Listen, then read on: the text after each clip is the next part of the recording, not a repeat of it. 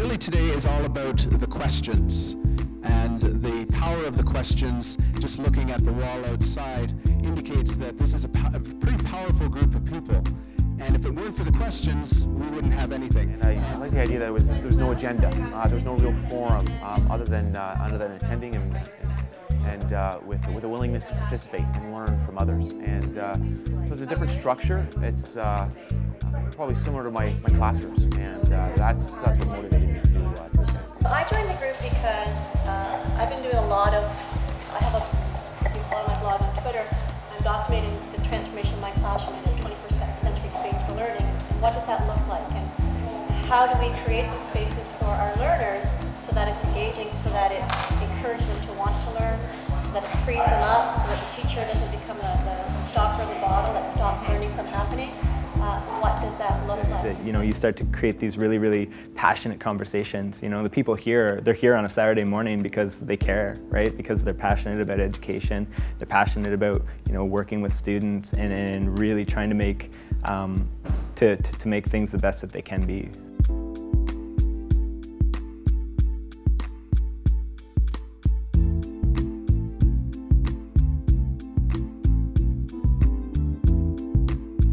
To be all the good stuff from the conferences I've been to. I find that a lot of organized conferences, half the sessions are killer, and the other half of the session are just kind of so-so.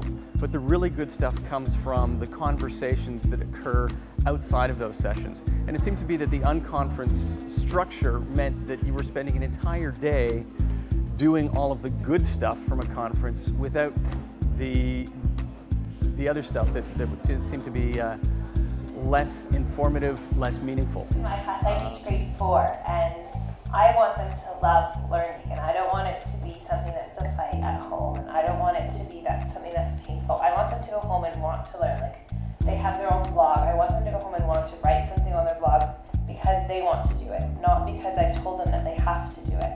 And so I think, kids coming into my class and being like, oh, I wrote this blog post last night, did you get it? And then wanting to share it with the other kids in the class, and then that motivates other kids to want to go home and do that kind of thing. So it's more of like an internal thing and more student driven, and they're doing things that they're interested in. And I told them it's all learning. Like, I don't tell you what you have to go home and learn.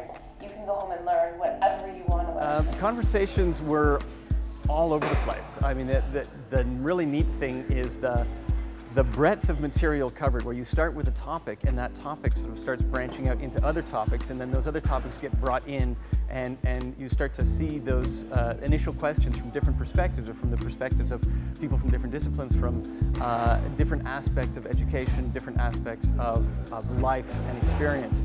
And I thought that was really neat. You didn't have to spend a whole hour focusing on one narrow point, that you could start looking at this from all these different facets. So I think part of it is looking at what is the structure, what is the systemic structure, and what are ways to hold people other than you to account for what's happening, and getting principals on board. Because I think teaching is a fantastic way to experiment with new ways of education, and your learning should be shared with others, because there are things that I'm sure are working and things that are probably failing epically, and the more that gets shared, the more the next people do a better job at it. The drive for me is seeing how successful my students who are coming out of a regular classroom situation with failing grades, feeling like they can't contribute and participate in school, go from that point of view to, wow, we're writing our own blogs, we're maintaining posts, we're commenting, we're producing things using web tools, putting them out there on wikis. People around the world are commenting on them, and they feel like it's really leveled that playing field. They feel important, they've got a valid audience. Just last week, one of my students had someone comment on her blog that she was a fabulous writer, and that's the first time she's ever been told that. And I mean, goosebumps up and down my arms when you saw that child's face light up. That's the motivation for me, is that these kids can succeed in school. What's been amazing to me is that, from my perspective, a lot of the concerns and frustrations that the educators here are raising are the same things that I'm facing from the other side, and I'm wondering what we can be doing collaboratively to get together and solve the same issues that we have, with the same concern about how best to educate our children. I would encourage any parent who's interested in education to come and participate in this way as well. Please get involved in the formal channels, but come to this as well. It's a great way to to hear about the issues from the other sides. There's a lot of passionate educators in the system that really care about student learning. I like that it's very raw, it's really authentic, and lots of real practical discussion as well. We're moving towards a society that is extremely creative, and it's not just about information or knowledge anymore, that we need to know what to do with that and where to innovate. We have to be that change that we want to see in the world. We can't expect it to come from outside of us. We are those change makers. That responsibility lies in each and every one of us.